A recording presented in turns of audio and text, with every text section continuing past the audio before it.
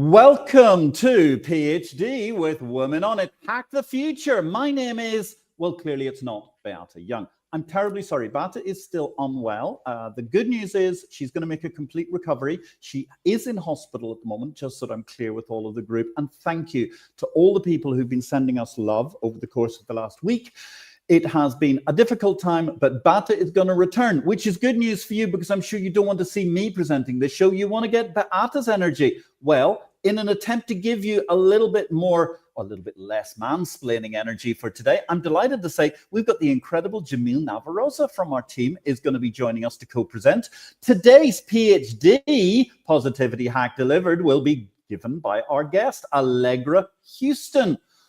Let me remind you, ahead of our wonderful topic today, right? What you don't know. This is a grassroots community. It focuses on women on IT, an inclusive forum of women in technology, startups, and female leaders who are supported by men. I suppose that includes me as well. I bring heart to that hustle, and I really do bring heart to that hustle, ladies, gentlemen, whoever, wherever you are in the world, because empathy is my mojo, and empathy is critical when you write what you don't know. Now let's talk about some of the incredible things that ladies have been doing around the world in the course of the last week. Cheers, congratulations to Latifa Saleh Al-Shehi for receiving the Women in Tech Excellent Award and speaking at MicroStrategy World Dubai on AI and data. Love to see those ladies talking about AI because we know what's the biggest problem with AI right now? It happens to be a little bit sexist.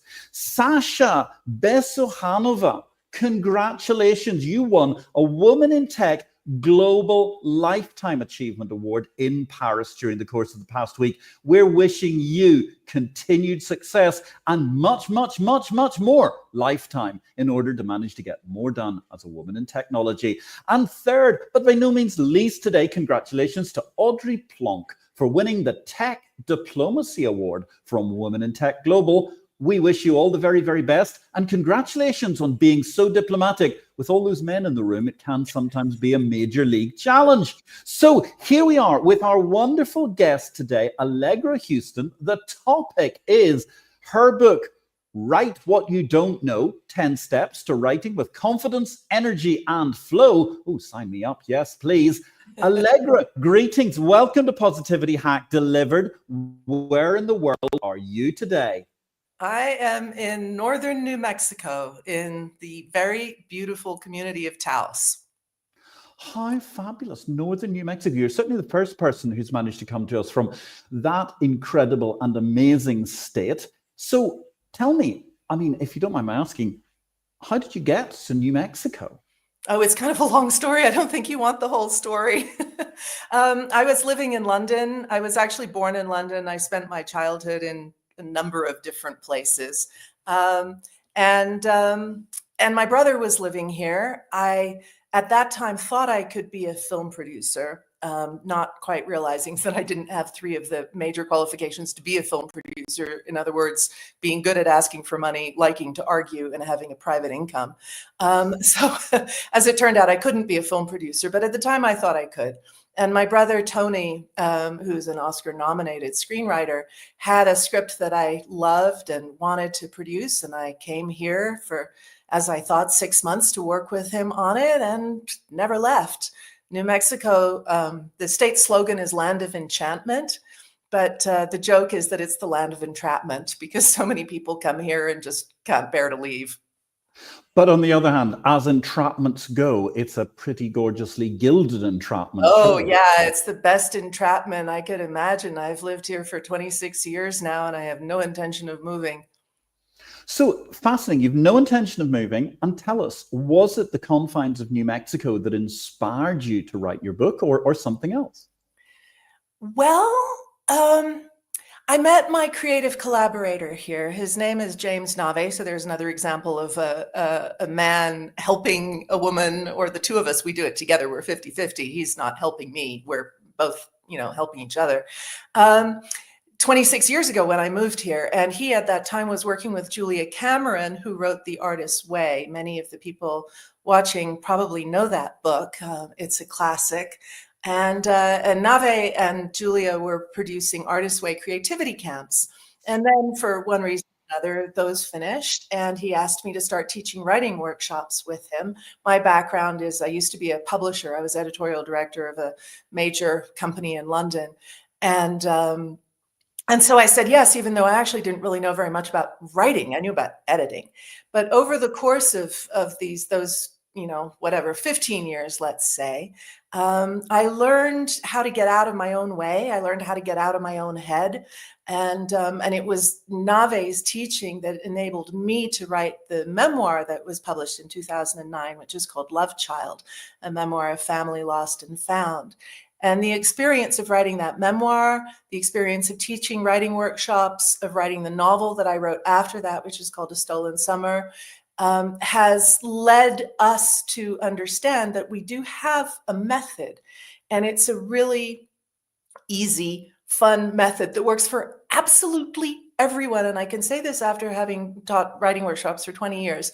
There is nobody who has yet failed to write something that has originality, authenticity, emotional power, and that is satisfying to them. I'm not saying everybody can write a great novel or a great poem or whatever, but everybody can write a great something.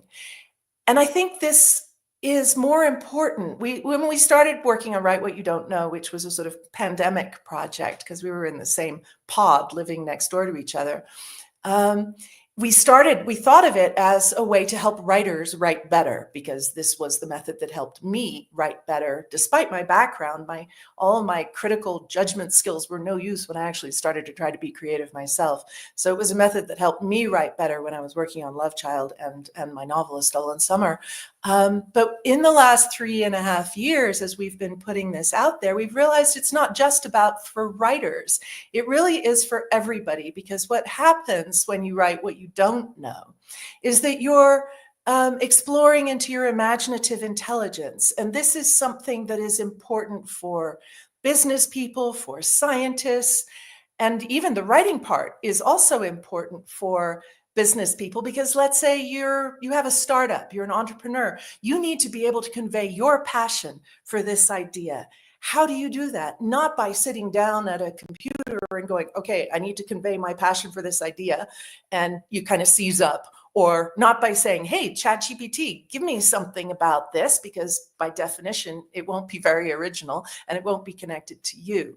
So to have a really easy, fun technique that helps you write with your own originality, your own passion, your own view of the world is something that I think is valuable for everybody, as well as a creative outlet that basically improves the quality of your life and expands your creative range as a human being.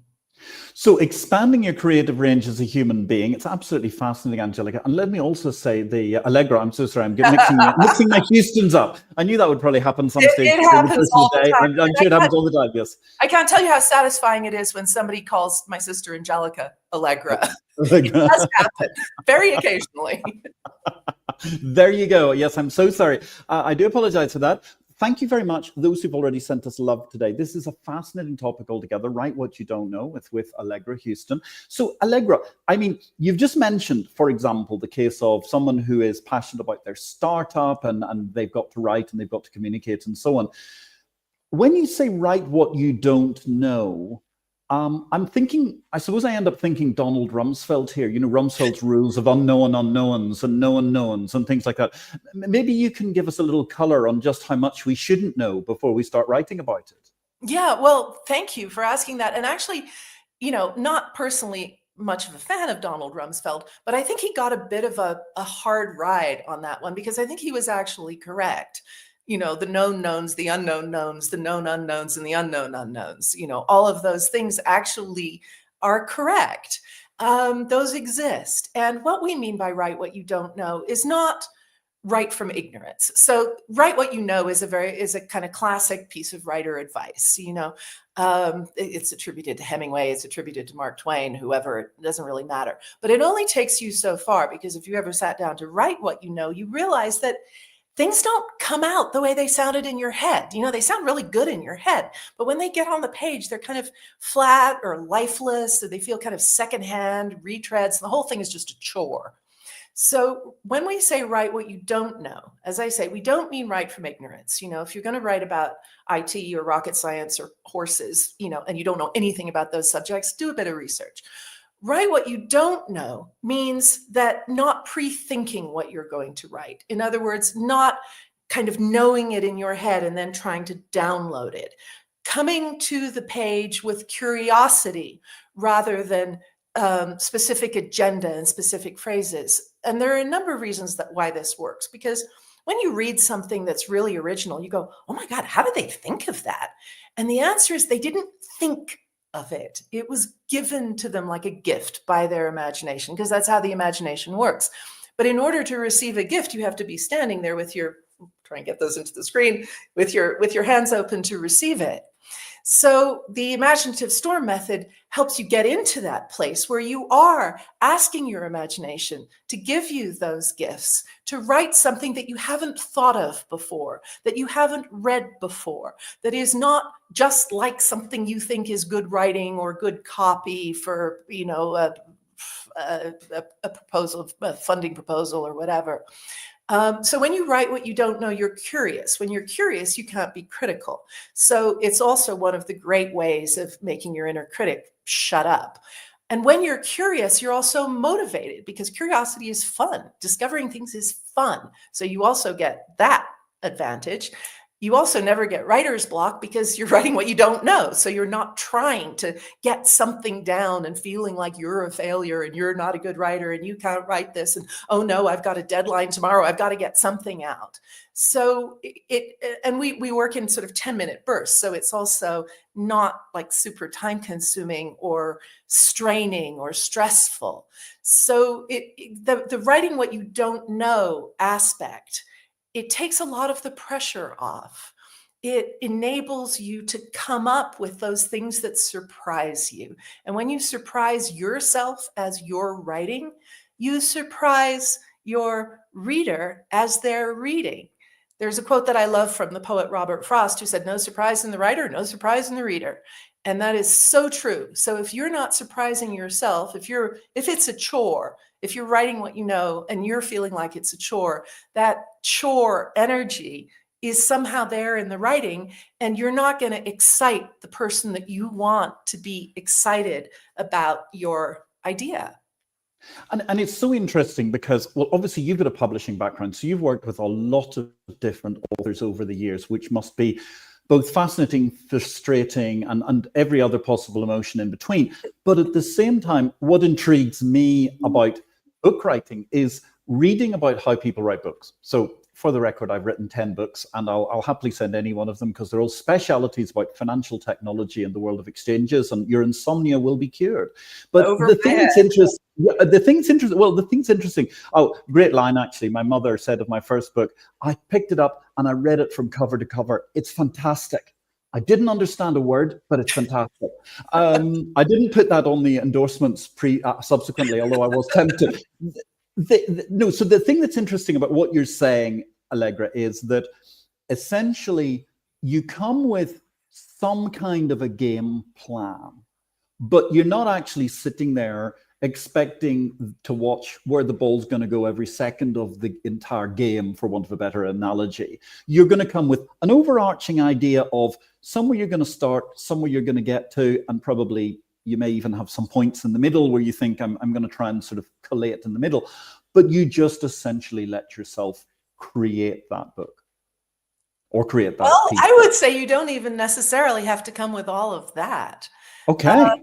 But your analogy to like watching the ball all the time is actually a pretty good one. I watch a lot of English Premier League football. That's my kind of go-to relaxation at the end of the day. And you're always hearing the commentators say, oh, there's a lack of creativity there. Oh, isn't he great? He's so creative. And that kind of creativity, that's legit. Creativity is doing something that's unexpected, surprising yourself, doing it differently. So even as a football player, creativity is a very important skill. So yes, you have set plays, but you have to decide when you're going to use them and all of that kind of stuff. But when there's a difference between sitting down to write and sitting down to write a book. So One of the things that we do in the Imaginative Storm is we have a prompt of the week on Zoom. Actually, it's now twice a week because we were getting a bit maxed out on Saturdays. So it's on Saturday at noon Eastern time, which I think would probably be 6 p.m. Malta time. And it's Thursday at 6 p.m. Eastern time, which would be midnight Malta time. It's free. People Zoom in from all over the world. We have a woman in Tokyo, a guy in Sydney. They like the Thursday one because it's the next morning for them. A guy in South Africa, a guy in Rwanda who often Zooms in. It's very global. And that's free. And there we write without agenda completely. We just offer a writing prompt. Everybody makes a list of words. We share words. We write for 10 minutes. We read what we wrote. So that's kind of like, kind of going to yoga class for writers, but without the yoga, right? Is practice. But that practice is so freeing because you start to understand what it feels like to write what you don't know, to write without agenda, to just let your imagination do whatever it wants to do and surprise you. So that is actually really good training for when you sit down to write something a little more serious, which in my case, I'm doing every week because I write a Substack newsletter, imaginativestorm.substack.com. But that freedom in writing has been hugely helpful to me because my background is so critical. I have a first in English from Oxford. I was editorial director of a publishing company. I worked with Booker Prize winners. I worked with Nobel Prize winners. So it's all been very much about standards and about getting it right. But that doesn't help you when you sit down to write, because if you're trying to get it right, if you're trying to write well, that's almost a guarantee that you won't write well because you'll be writing like writing that you read by somebody else that you thought was written well. So of course it doesn't sound like you, right? So that is one way to sit down and write what you don't know, to simply train your imagination to be free, to, move around and play, because that's what your imagination likes to do. And those playful aspects of imaginative intelligence are what gives your writing originality and energy, verve, and so on. When you're sitting down to write a book, I think it's helpful to know either the beginning or the end, but you don't have to know both. When I wrote Love Child, I didn't know I didn't know where the beginning was. I didn't know where my story started. I knew where it ended. But it took me a long time of generating material and playing around with what I had to discover where the beginning was. When I wrote my novel, I kind of knew where the beginning was, but the end, as it ended up to be, was different from what I originally thought it was going to be. So there is so writing a book is obviously a much bigger process. So you approach it in a different way, but still that sense of not knowing, not having to know, not being stuck to an outline. And, is for me very helpful. I mean, people's minds work differently. Outlines work for some people. It gives them a sense of security, of safety, gives them something to hold on to. And I find that's usually more the kind of right brain people, the more artsy, creative, disorganized people like to have an outline. But people like me, who are the more left brain people, the more kind of, the more organized, the more judgmental, the more, rational mind focused, it really helps us not to have an outline, to have that freedom to begin with. You're like, oh my God, how can I do this? But it's really easy. And it's the results basically are so much better. I know this from, as I say, teaching writing workshops for over 20 years. And I teach a specific memoir workshop annually for 5 days in Nova Scotia. So I just came back from that a couple of weeks ago. And the freedom that there were two people who had been working with an outline and it wasn't working for them, but they didn't know why their book was kind of lifeless and flat and wasn't kind of holding together, even though they could write really well. One of them had an MFA. And when I said, well, wait a minute, why don't we just get rid of this idea of what you think the book should be about and let the book itself tell you what it's about? They were like, oh, great. And it can be this and it can be that. And oh, maybe it ends here. And I think it starts there. And suddenly you're motivated, you're creative, you're excited, and all of that kind of struggle and angst and, self-doubt can just, be quietened. So yes, I mean it's a fabulous concept. You're trying to quieten your mind to allow the turmoil of day to day and the turmoil of over planning stopping you from your creativity, Right. essentially. And it's that difference between work a day, as you say, I mean, something that looks like ChatGPT might have generated it, to something that really has a soul and a life, and hopefully is going to take artificial intelligence a while to catch up with humanity on. We When hope. you're, yeah, we hope, we live in hope.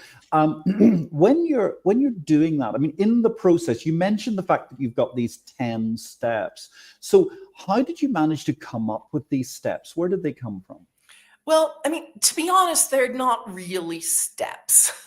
They're sessions. In Write What You Don't Know, the book, which is available as a book, an ebook. It's also an audio course, which I think is like the best way to do it, and a video course too, if you want to actually have to look at me and Nave the entire time, which you can do rather than listening to us. But the audio course is available like on whatever podcast platform you use, so it's just really portable and easy. Anyway, point being, it has 10 sessions, plus a welcome session that teaches you, or explains the Imaginative Storm method, explains how we're going to go about this. And then there's a kind of goodbye session at the end. The 10 sessions cover what we consider to be the major aspects of writing a story. So that may not necessarily be relevant for what, you're doing if you're writing let's say a grant proposal.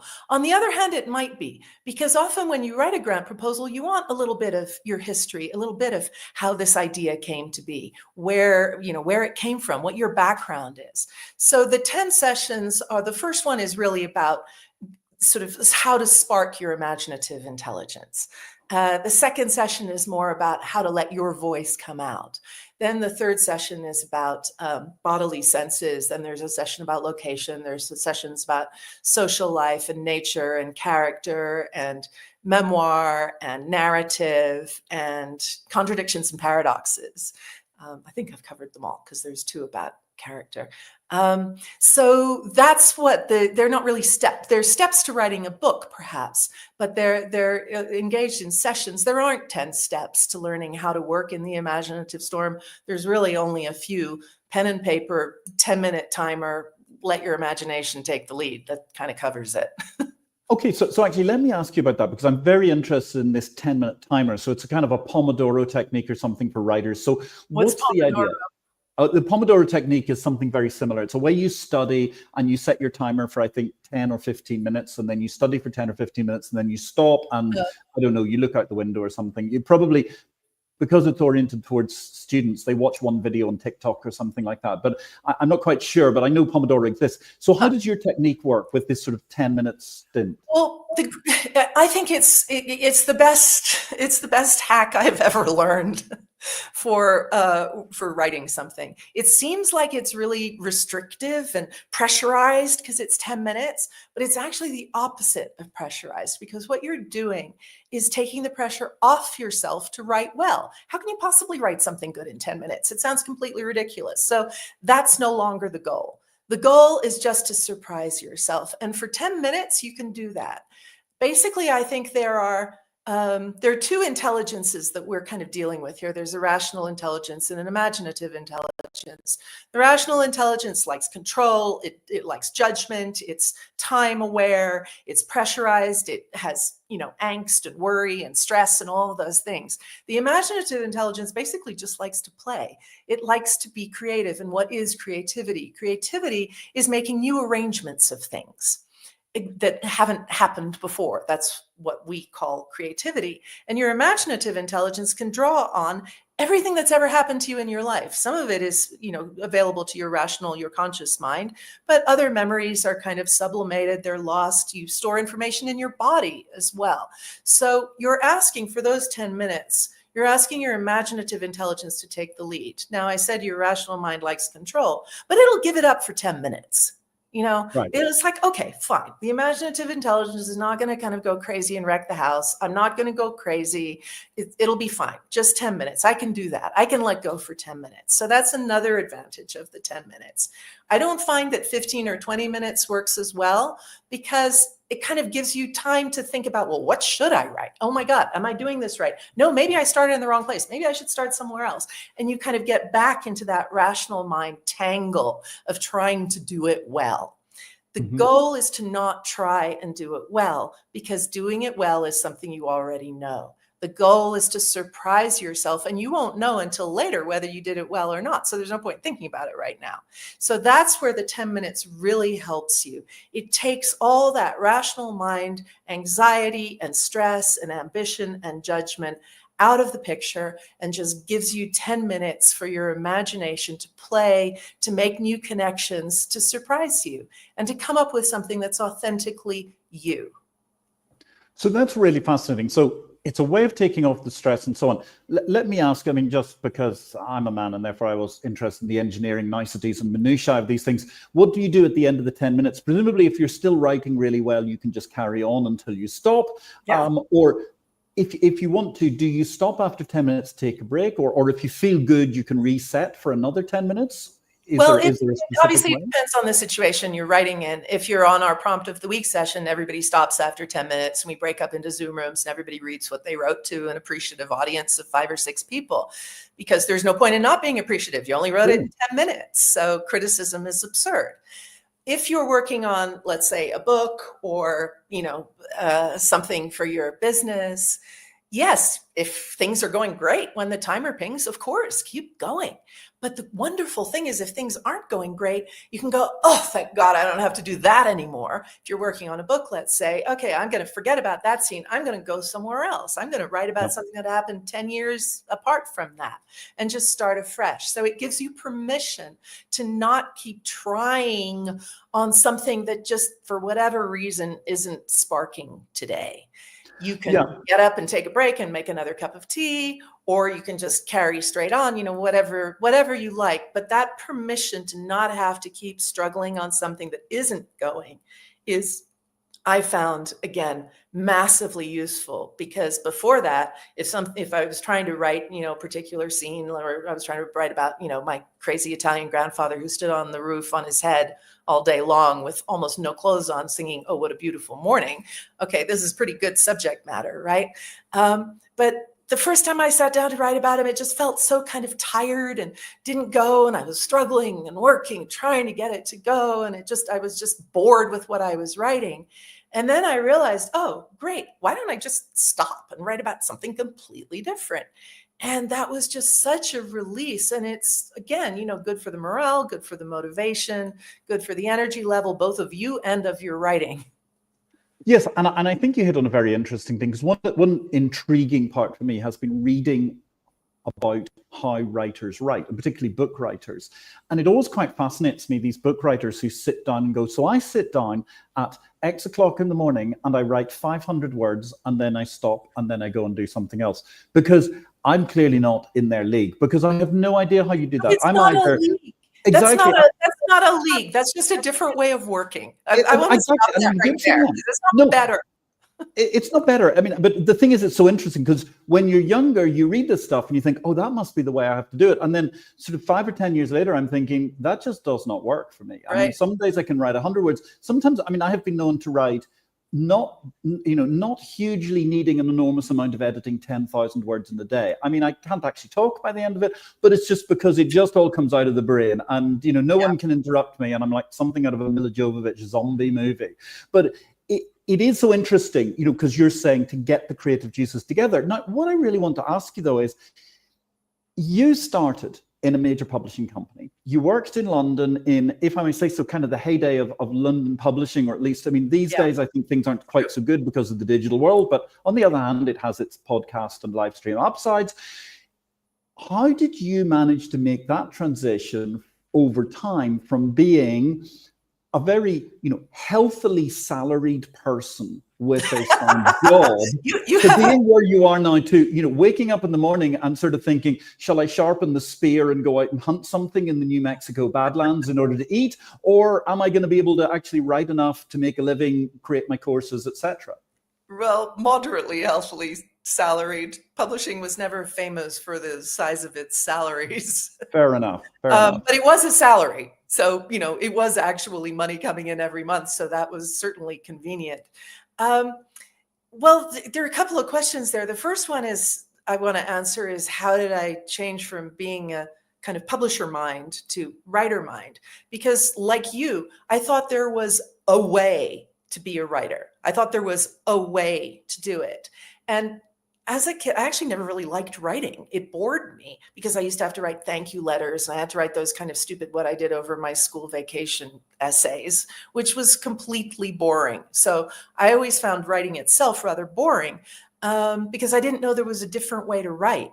And I like the idea of being a writer because I could live anywhere in the world as I thought. I mean, you can do that now anyway, but back then, before the internet, that wasn't so obvious. So even though I was a publisher and worked with all these really good writers, I didn't actually know how they wrote, because what came to me was a fairly finished draft. And yes, there might be ways in which I could help them make it better to a greater or a lesser degree. But I really did think that you sat down and started at the beginning, and then eventually you ended up at the end. I didn't know that you could write out of order. I didn't know that you didn't have to know all of what your book was before you sat down, or even all of what your chapter was, or even all of what that particular scene was before you sat down. I didn't know any of this stuff. I had to find all of that out for myself. So that's one way. And, there's a quote from Barbara Kingsolver, who's a Pulitzer Prize winning novelist. I have to write 300 pages before I get to page 1. Okay. What are those 300 pages? I don't know. Are they backstory? Maybe some of them will come in later. Maybe they're just, stuff she has to kind of get out of her system before she actually gets to the story. Who knows what those 300 pages are, but point being, she doesn't start at page 1. Mm-hmm. So I do think that there is no single way to write. Then to answer your other question, how did I go from having a salary to having to sharpen my spear and try and go out and get some venison around here? There are a lot of deer. Yeah. I had some usable freelance skills. I can copy edit, I can proofread, I can write stuff to order. So I could write. I started writing kind of magazine articles. So those were a little more creative. I did interviews with people, which were a bit more like writing to order. And then I did some more creative ones. So I had a way to support myself freelance. I could consult on screenplays for a development and production company, distribution and production company. So yeah, I just, kind of put it together bit by bit as a freelancer, because I just basically couldn't face working in an office anymore. I felt like I'd sold my life away, and I wasn't good at working in an office. I mean, I could, but I'm not an early person. I could never get there at 9:30. But more than that, I'm not good at like office politics and schmoozing and all that kind of stuff. So I was a really good editor, but I was not a really good publisher, because I wasn't good at getting the marketing budget for my titles. I wasn't good at schmoozing the agents and the literary editors of newspapers and so on. So, and those are talents you need to be to be a good publisher as opposed to an editor. So I was in the wrong place. I had to get into a place where I was playing to my strengths, and not attempting to overcome my weaknesses most of the time. Fabulous. So I've got to ask you one question, and then we're going to hand over to Jamil, who's going to make her debut asking the questions. Tell me one thing, Allegra. In this day and age, there are lots of people are publishing their own work, etc. Where do you sit on the divide? Are you still working with an old line publisher, or do you publish your own material? Both. I'm still paying my bills with a bit of freelance work, and for that I work mostly for W.W. Norton, who are a big publisher in New York. So I do a lot of books with them, and that's how I've worked with the Pulitzer Prize. No, not the Pulitzer Prize, the Nobel Prize winners. They've both been Norton authors. But having published my memoir and my novel with major publishers, when it came to the books that we have written for writers, the first 2 books of those were How to Edit and Be Edited and How to Read for an Audience. Me and my creative collaborator, James Nave, we published those ourselves. And then we wrote Write What You Don't Know. And we decided to publish that ourselves too. There was just no reason to go through all the palaver of trying to find a publisher and being out of control of how the book was eventually going to look. And publishers expect you to do your own marketing anyway. So I know how to put a book together. I can do all of that stuff. And if the publishers aren't going to do the marketing for me, what advantage do they bring to me for a book like Write What You Don't Know? So I've published now 4 books myself, those 3 that I mentioned, and also in that series of how to edit and be edited, how to read for an audience. The tagline for those is the stuff nobody teaches you. We also have an excellent book on how to make a speech, which is written by a woman who coaches people on how to make speeches and runs probably one of the strongest TEDx's in the country. Fantastic. And I'm with you there on the merits if you actually understand what you're doing in terms of publishing your own book by yourself, because you've also got the speed to market and the ability to be a lot more flexible, which is something that established publishers don't make. I actually find it funny. I got to say a little anecdote. I wrote the first best-selling book, not Barbara Clarkson best-selling, but the first best-selling book about financial technology in the world. And I found it absolutely hilarious that it had to go through the most regressively analog process with, I won't mention them in public, no, but one of the biggest publishers in the financial markets, and it was painful how long everything took. Anyway, we're much more low latency here. It has been my joy to present this segment. I'm going to come back at the end of the show. Now, ladies and gentlemen, thank you for your love. And I really want the community to support my co-presenter today, because Jamil Navarroza, she's stepping in on behalf of Beata, who's ill, and she's going to pick up the cudgels and start talking to our brilliant guest, Allegra Houston, all about Write What You Don't Know. Jamil, over to you.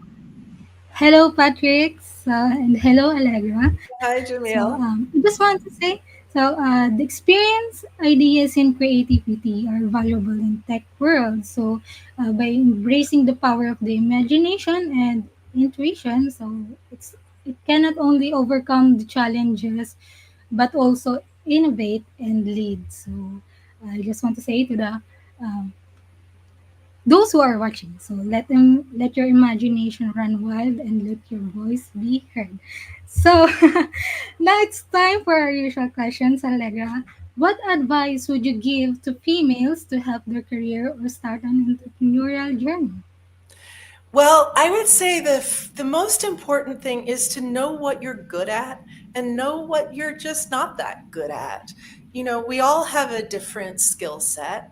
And it's important to, to be playing to your strengths most of the time, rather than having to overcome your weaknesses. And that was my problem when I was a publisher, when I worked in an office.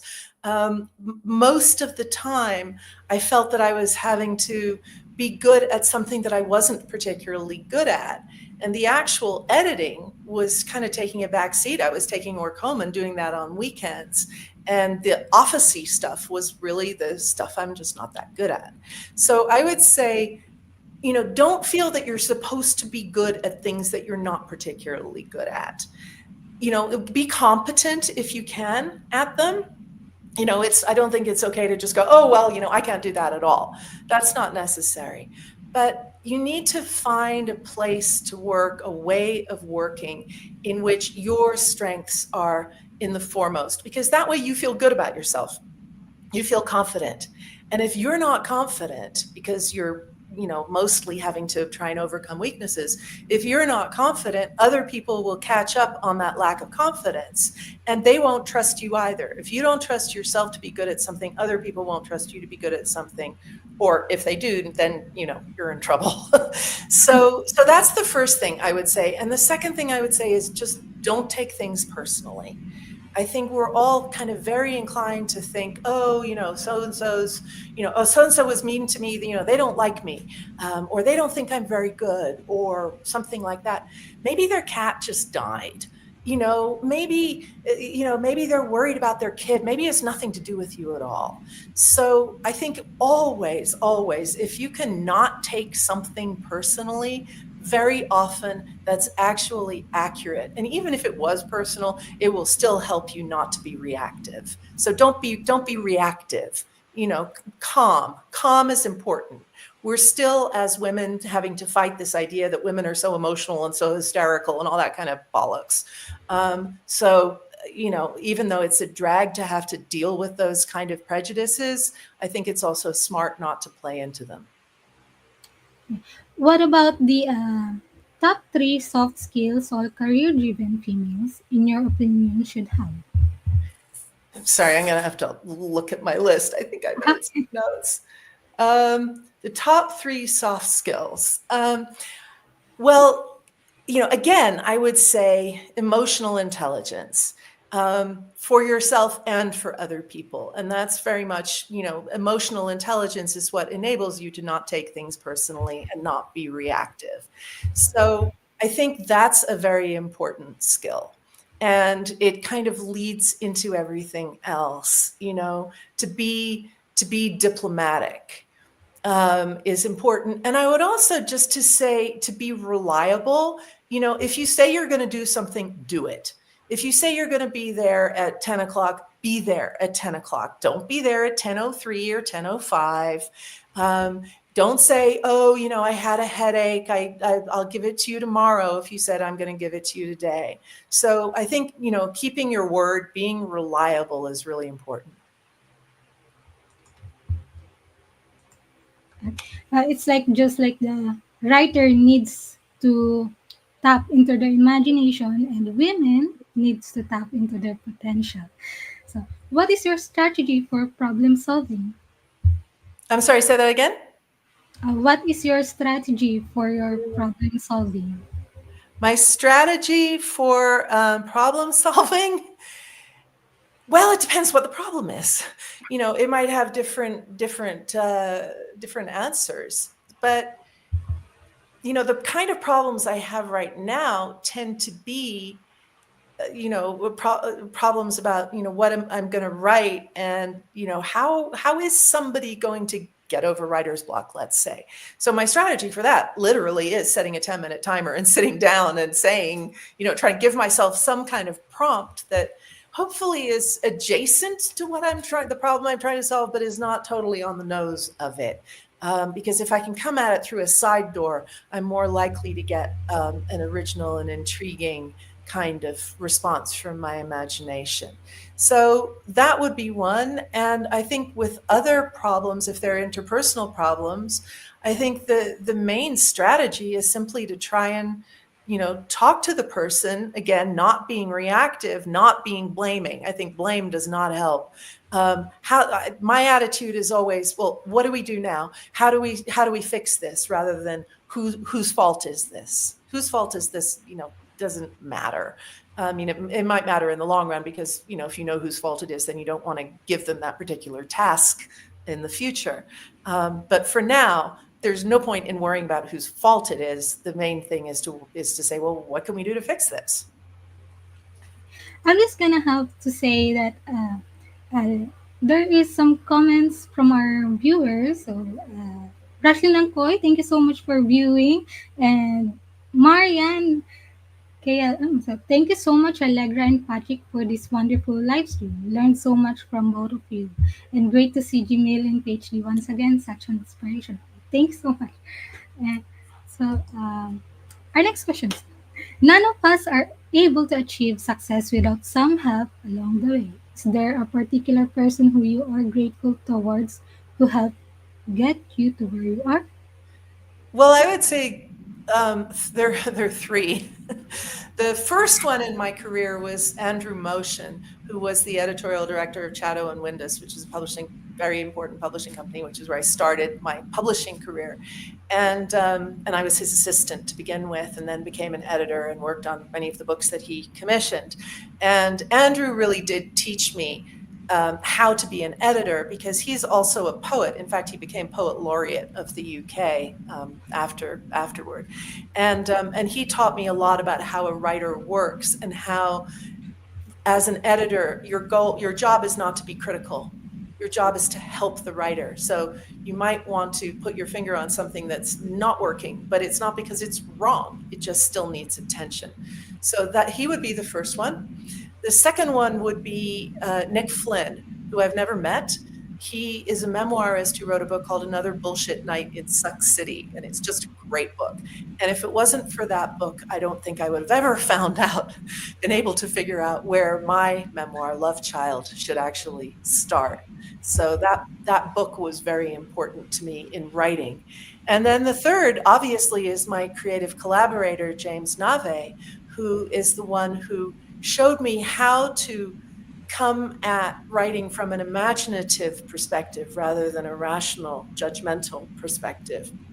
Who's the one who told me to use a 10-minute timer? Who's the one who told me to work with pen and paper? Is the one who told me that mess is currency. It's not a liability. Mess is great because mess is where the unexpected stuff comes from.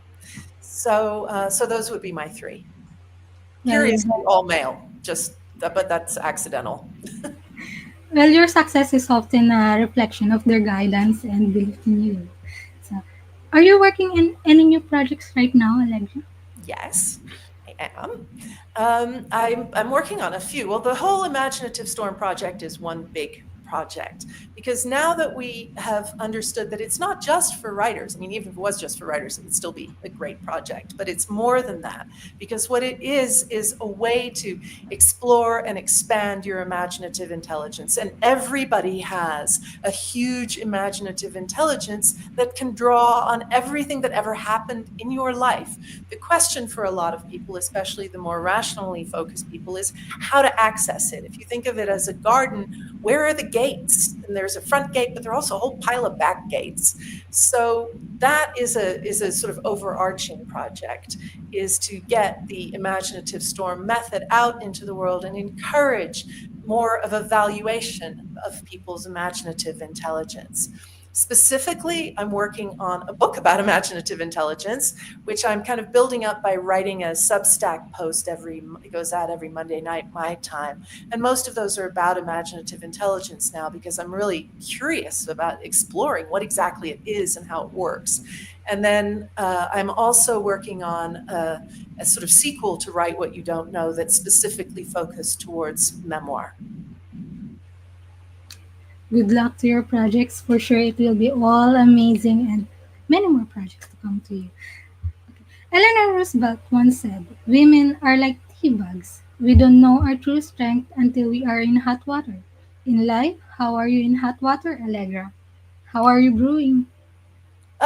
Well, I'm not in hot water right now, fortunately. My worst hot water was as a mother, which is probably, I imagine, will resonate with most women who are mothers, because there is just nothing worse than seeing your kid, not doing well, being unhappy or going down a bad path, or, whatever might be the problem with your kid. And I think every mother goes through it at some point. And I went through it when my son was a teenager. The earlier parts of being a teenager, from about 12 to about 16, were brutal years. And I just stuck with it. I just never stopped loving him and never gave up on him. And now the result is absolutely fantastic. He's good in himself. He knows what his strengths are. He walks on the sunny side of the street, where, before, of course, he was walking under a shadow. And we have the best relationship of a mother and son that I could possibly imagine. Well, these challenges helps us discover our true strength. By facing these challenges, we can find creative solutions and make a big difference. What is the number one book you can sit and think, "Oh, I wish I read before I started my career"? Well, to be honest, I wrote it. When I sat down to write Love Child, as I've said, I didn't know how to do it. I thought you should sit down and write 500 words a day, or I thought you should sit down and work for 3 or 4 hours a day, and I thought you should start at the beginning because you should know where the beginning is, which I didn't. And I did not know how to write genuinely creatively, despite the fact that I have, English has always been my strength. So I've always been able to write essays really well, and, got a first in English from Oxford and all that kind of thing. So the book that I wish I had read didn't exist. And that's why I wrote it. And it's called Write What You Don't Know. And there it is. Write what you don't know. Yes. It seems like a great resource to spark new ideas and boost creativity. Yes. It may also overcome writer's block. So, You name it. Overcome your inner critic, overcome writer's block, yeah. overcome the finding your voice problem, overcome the, oh, my writing is flat and bland and pompous problem. All of those things. They just kind of disappear. You don't have to like overcome them, actually. They Mhm. just kind of stop happening. Let's imagine that you could meet anyone in the world for a private breakfast. Who would it be and where would you choose to meet? Well, where is easy because I would just go down the road. I love where I live. I have no desire particularly to be anywhere else. I'd be perfectly happy never to travel again. And I always used to be a really big traveler. So I would meet at Soul Food in Arroyo Seco, and we would have lovely, organic, locally sourced produce and so on. And I don't know the name or even how many people are going to be at this breakfast, because this was a really hard question for me to answer. But then I realized the people I would really like to talk to are whoever it was that managed to take the idea of being left-handed from being a problem or a deficiency to being perfectly okay, just a difference. Some people are right-handed, some people are left-handed, no biggie. Because I think that's really relevant to this idea of rational intelligence and imaginative intelligence. And I'm not trying to say, oh, one is left brain and one is right brain. I'm not going there. What I'm saying is that there is, I think, still a value judgment that one is better than the other. That being rational is so important, and your rational intelligence is what's going to solve your problems and everything. And this is just simply not true. And if you read the classic book, Thinking Fast and Slow, that's really all about imaginative intelligence, is what the fast thinking part is.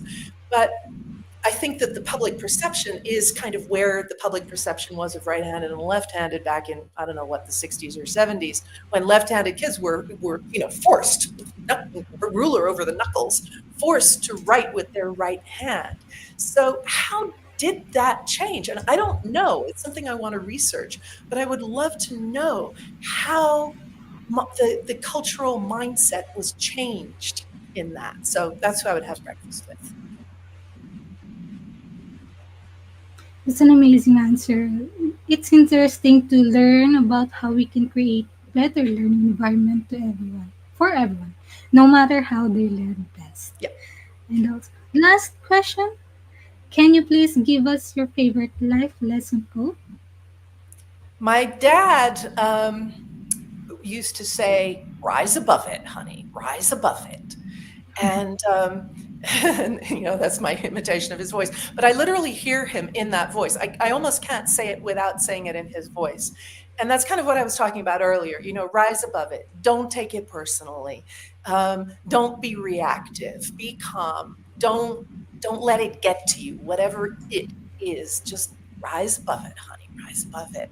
And I realized when I worked with Jane Goodall, when I was a publisher, she was one of my authors. I worked on a book called Through a Window, which was the story of the second 15 years of Dombey, where she studies chimpanzees. And she is the person I admire more than anybody I've ever met in my life. And what I admired so much about her was that she wasted no energy on what was not important to her. She was the least reactive person I have ever met. She's absolutely a passionate person, a very intelligent person, but wasted no energy on what wasn't important. And that, to me, that's how I would like to be. It's also a good reminder to stay positive and strong, especially when things get tough. It's also a great lesson for women to remember as we often face unique challenges. Yeah. Thank you so much, Allegra, for answering my questions. Uh, okay, so here's part. And it's back to me. Thank you very, very much, Jamil. That was a fantastic debut, speaking with the magnificent Allegra Houston. I have to say, I am so pleased, Allegra, that you chose your own book, because that's a kind of a bloke thing to do. Women are always going to sit there and they'll always choose some other person. It's my best friend wrote this book and it's really nice. But it's like, you went through this life. You were at Chatto and Windus, you were at Weddenfield and Nicholson, you held senior positions, and you were really understood the publishing business. And if you say that's the book that you wish that you'd had, I totally believe you. It's as simple Well, as that. I mean, that's the thing. Because, in terms of write what you don't know, but you really did know the background. And that's the thing that I think is absolutely fabulous. And I totally appreciate that. And look, as we wrap the show up today, it has been absolutely marvelous to have you on the show. Thank you very, very much to everybody who's participated. We've got a couple of great quotations to round out the day. Theodore M. Hesberg: the very essence of leadership is that you have to have vision. You can't blow an uncertain trumpet. Although at the same time, I've got to say, actually, Allegra, I love your comment. I mean, that was absolutely magnificent where you were talking about mess, because a friend of mine who's a writer, he was always being criticized by one of his bosses because his boss always used to say, oh, a cluttered desk is a sign of a cluttered mind. And he looked up at this guy one day and just couldn't stand it anymore. And he said, so boss, what is an empty desk a sign of? Yeah, right. Exactly. I think it's absolutely appropriate, Yeah, that's exactly where I would have gone with it. Yeah, he waited for like a year or two. What is a boring desk to sign up? No, exactly. I mean, your desk is totally empty. There's nothing on it. You can find all the tops on your pens. What a loser. There's no creativity there. Anyway, coming back to another very creative man, it seems to be all men we're quoting today, in Thomas Jefferson, in matters of style, swim with the current. In matters of principle, stand like a rock. Which I suppose in some ways brings us back to debate about known knowns, unknown knowns, unknown unknowns, and so on in many, many different ways. Allegra, thank you so much for sharing your insights and experiences with us today. Your work is not only something that I think is transforming the landscape to make writing more accessible to everybody. And let's face it, if everybody can feel that they have written a great thing, that's absolutely fantastic. And that is why we're delighted that you were here to give us a PhD, a positivity hack delivered. Beata is going to be watching this, and lots of love to her, and get well soon, Beata. And let me say, this is so exciting to look forward to as a sustainable future. That's it from number 163 of the PhD live stream canon. Thanks to our guest, Allegra Houston. Let me just say thank you very, very much, Rushlin Ancoy. Great to see you, Rushlin. Hope the cake making's going well. And thank you so much, Marianne Kim. I know you're on holiday at the moment. Such a wonderful live stream, Patrick, Allegra, and Jamil. Can't wait to see more of Jamil co-hosting in future PhDs. You know what, Marianne? Give it another couple of PhDs, and I'm living in hope I'm redundant. You won't have to have any mansplaining whatsoever. Ladies can have PhD back again. Jamil, that was fabulous. Thank you very, very much. Unfortunately, we're not going to see you next week, Jamil, are we? Because we've got Happy Thanksgiving, everybody. We're taking a week off because we know that nobody is terribly excited at the point in time when there's lots of things to be prepared for the wonders of Thanksgiving. And ladies and gentlemen, to all of those of you who are celebrating in the greatest economy in the world, we wish you a very, very happy Thanksgiving. I want to say thank you very, very much, Allegra, for being a magnificent guest. I want to say thanks to our fantastic production team, Fernando, Racy, AJ was loitering in the background, Janella, you did a terrific job today. I know you've all been motivated, as along with Janella, in order to manage to produce this show with not just the brilliant Allegra Houston, but the incredible Jamil Navarroza. The last word goes to you, Jamil. As always, our positivity quote from Positive Thinking Only, and goes, look for something positive in each day. Even if some days you have to look a little harder. If you don't like something, change it. If you can't change it, change your attitude, as Maya Angelou says. Today is your day. Hack the future. Hack the positivity. Thank you. Bye, everybody.